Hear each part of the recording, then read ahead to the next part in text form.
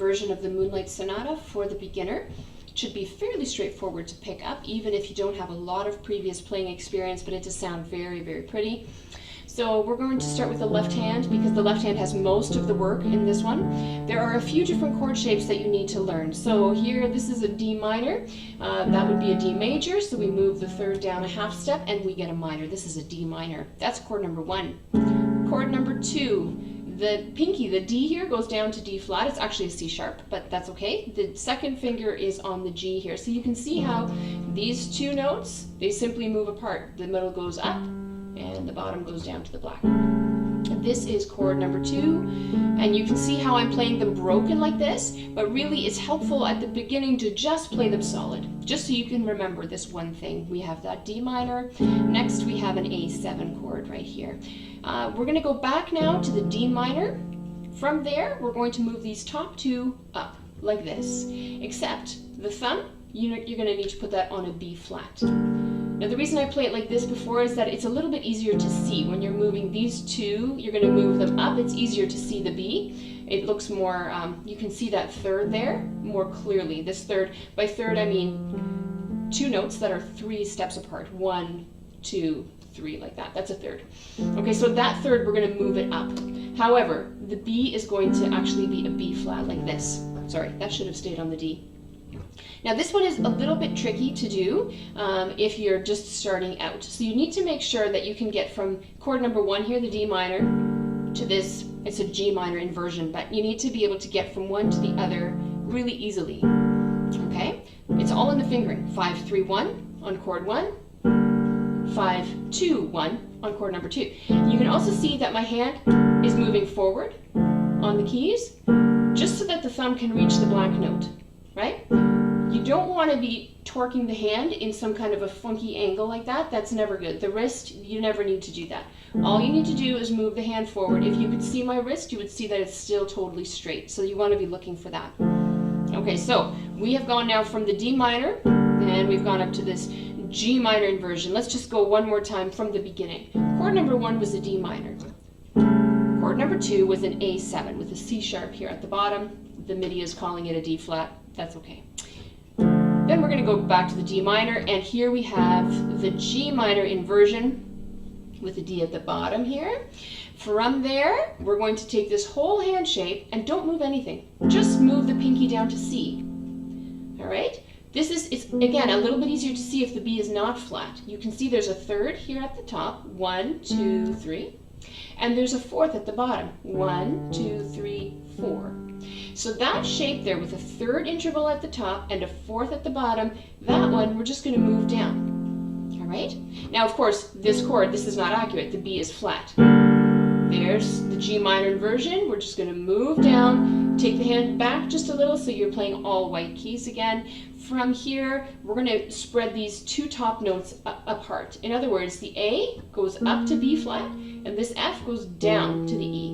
Now, of course, we wouldn't use the second finger there if we have a third, right? That's going to be a whole lot better, more comfortable in the hand. So same thing here. I would recommend playing this one solid. This is an F inversion.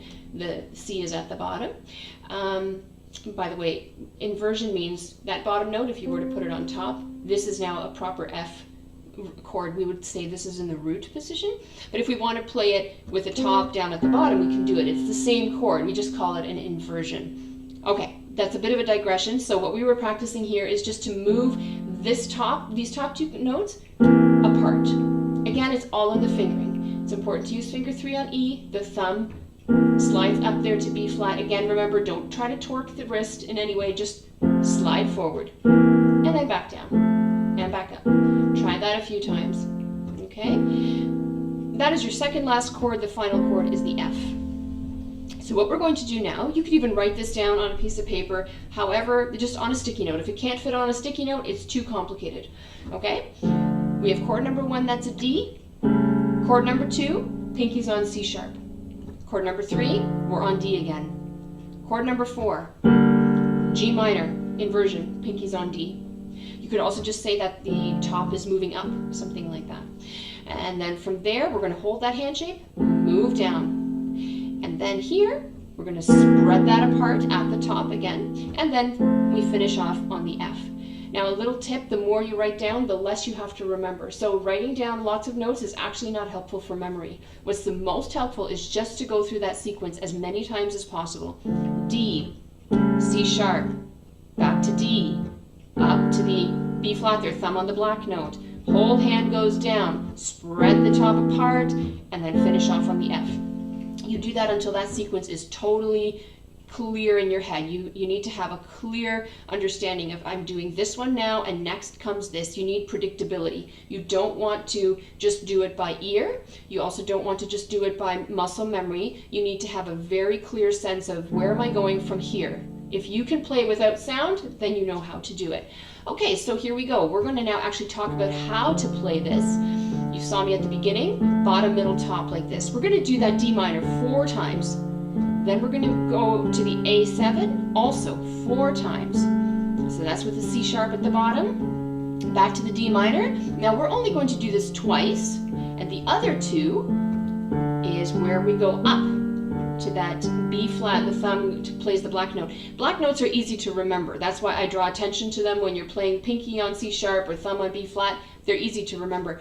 And then from there we held the hand shape, we go down. We're going to play this one twice as well. This is the F there with the C on the bottom. Spread the top 2 apart. This is a C7, and we're going to play that also twice. So it's 2 plus 2 in a few different places, and we finish up here on the F, and we're going to do that 4 times. So go ahead and watch me do this one more time. And here we go, down to the D minor. We're going to do this 4 times. 3, 4. Down to C sharp. 1, 2, 3, 4. D minor twice. 1, 2. Move the top up now. 1, 2. Whole hand down. 1. Also for 2. There's 2. Spread them apart. 1, 2. Here we go. And the F for 4. 2, 3, and 4. So that's the first section. We'll talk about how to repeat that when we put the hands together.